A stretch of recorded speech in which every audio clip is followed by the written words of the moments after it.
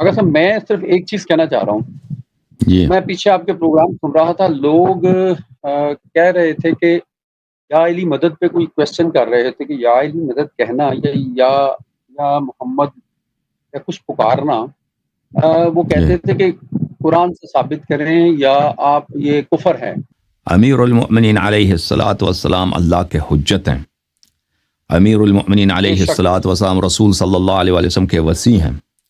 امیر المؤمنین علیہ الصلاۃ والسلام علم میں، طاقت میں، کرامات میں انبیاء سے سوائے حضرت خاتم الانبیاء صلی اللہ علیہ وسلم ان کے علاوہ سب سے افضل ہیں بلا شک بلا ریب، اور بقیہ ائمہ علیہ السلام بھی اسی طرح.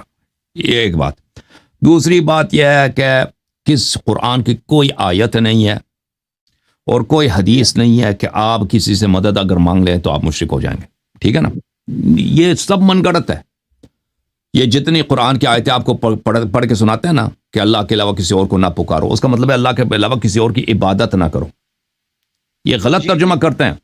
اگر پکارنا حرام ہوتا تو بھائی سب مشرک ہوتے ہیں. نبی صلی اللہ علیہ وسلم خود مشرک ہوتے ہیں، کیونکہ نبی صلی اللہ علیہ وسلم نے خود نے غیر اللہ سے مدد مانگی ہے. مسلمان سب اپنی نمازوں میں نبی صلی اللہ علیہ وسلم کو پکارتے ہیں، السلام علیکہ ایھا النبی. سمجھ میں آئی نا بات آپ کو؟ یہ جو کہتے ہیں کہ قرآن میں لکھا ہے کہ ما سوی اللہ کو اگر تم پکارو، یہ پکارو نہیں ہے، یہ عبادت کرو ہے. ما سوی اللہ، اللہ کے علاوہ کسی اور کی اگر کے سامنے تم نے سجدہ کیا، تم نے اس کے سامنے نماز پڑھی، تم نے اس کے سامنے رکوع کی، تم نے اس کو اس کی پوجا کی، پرستش کی، اللہ کے علاوہ جو بھی ہے وہ بالکل بات صحیح ہے. قرآن یہی کہتا ہے وہ مشرک ہے. مدد مانگنا شرک نہیں ہے. ٹھیک ہے نا؟ آپ ہندو سے مدد مانگے، مسلمان سے مدد مانگے، کافر سے مدد، یہ بالکل حیوان سے مدد لوگ اپنے جانور سے مدد لیتے ہیں، بھئی گدے کو یا گھوڑا ہوتا ہے، خچر ہوتا ہے، یہ نہ شرک ہے، مکروہ بھی نہیں ہے. شرک تو دور کی بات ہے، حرام کی دور کی، مکروہ بھی نہیں ہے، بلکہ یہ بالکل جائز ہے. تو یہ بات. دوسری بات، امیر المؤمنین علیہ الصلاۃ والسلام جس طرح رسول صلی اللہ علیہ وسلم کے حیات میں مشکل گشائے رسول تھے، مشکل گشائے اسلام تھے، اسلام کے پناہ تھے، قرآن کے پناہ تھے، قرآن کے محافظ تھے، شریعت کے محافظ تھے، وہ شہادت کے بعد بھی زندہ ہے. قرآن فرماتا ہے کہ بل ولا تقولوا لمن يقتل في سبيل الله اموات بل احیاء، کہ جو اللہ کے راستے میں شہید ہوتا ہے اس کو مردہ نہ کہو، وہ زندہ ہیں. تو امیر المؤمنین علی علیہ الصلاۃ والسلام حیات رسول صلی اللہ علیہ وسلم میں بھی وہ مشکل گشا تھے، اور یہ مرنے کے بعد یہ مقام ان سے نہیں چھینا گیا ہے. سمجھ میں آئی نا؟ دوسری بات، اس کے علاوہ آپ کی خدمت میں عرض کریں کہ ہم اہل بیت علیہ السلام کے ماننے والے ہیں. اہل بیت طاہرین علیہ السلام کے احادیث میں، ان کے روایات میں ہمارے پاس بہت سارا مواد موجود ہے کہ تم کس طرح ان کو پکارا کرو. تم اگر ہندوستان میں ہو یا پاکستان میں یا امریکہ کسی جگہ میں ہو تو تم اپنے مولا کو پکارو مشکلات میں. خود رسول اللہ صلی اللہ علیہ وسلم نے فرمایا کہ میرے بعد کس کی اتباع کرنا تم نے؟ قرآن کی اور اہل بیت طاہرین علیہ السلام کی. اور نہ رسول نے فرمایا کبھی، نہ قرآن نے فرمایا کہ اللہ کے علاوہ کسی اور سے مدد نہیں لینا. یہ ہے ہی نہیں. انہوں نے فرمایا کہ میرے بعد کس کی اتباع کرنی ہے تم نے؟ میرے اہل بیت علیہ السلام کی.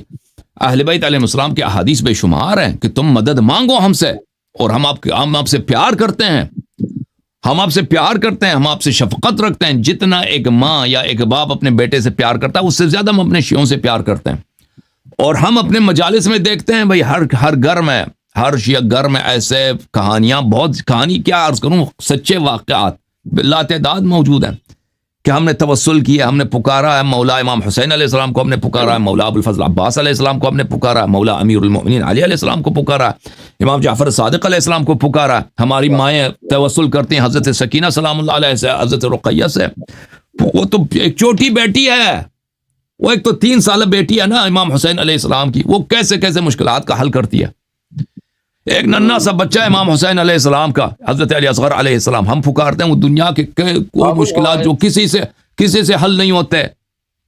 اور ذلیل یہ کمینے کہتے ہیں کہ تم یہ اس کا فائدہ نہیں ہے. ہم نے آ جاؤ شیعہ مجالس میں آ جاؤ، تم خود مانگو. فرض یہ اللہ جانتا ہے، یہ خود آتے ہیں، ان کے اپنی خواتین آتی ہیں ہمارے فرش عذاب پہ، ان کے بزرگ آتے ہیں وہاں پہ منت لینے کے لیے آتے ہیں. دنیا جانتی ہے اس بات کو، دنیا جانتی ہے کہ یہ لوگ آتے ہیں ہمارے مجالس میں منت لینے کے لیے آتے ہیں. تاکہ ان کو ان کی حاجت مل جائے اہل بیت علیہ السلام سے. اور ان کے مولوی جا کے ادھر جھوٹ کہتے ہیں کہ فائدہ نہیں ہے. اور پوری دنیا کو پتہ ہے کہ دنیا کا پناہ، دنیا کا مشکل کشا، دنیا کا فریاد رس اللہ ہے، رسول صلی اللہ علیہ وآلہ وسلم ہے، ائمہ اطہار علیہ السلام، اہل بیت ابرار علیہ السلام ہے. اور یہ ان کا جھوٹ. بھائی ابھی آپ پچھلے ہفتے ہوا تھا نا، میرا وہ ایک مولوی صاحب آئے تھے پٹھان کوئٹے سے، ان سے دیکھو میں نے ان کا اپنا کیا توحید ہے کہ اللہ ان سے پوچھے نا تیرا رب کے کتنے پیر ہیں، تیرے رب کے کتنے ہاتھ ہیں، یہ اسی میں پنس جاتے ہیں بھائی. اسی گاڈ زیلا ویژولائز کرنے میں کہ اس کی تصویر کشی میں کہ بھائی اس میں اور وشنو جی میں فرق ہی کیا ہے. ٹھیک ہے نا. اللہ آپ کو جزائے خیر دے شفقت بھائی.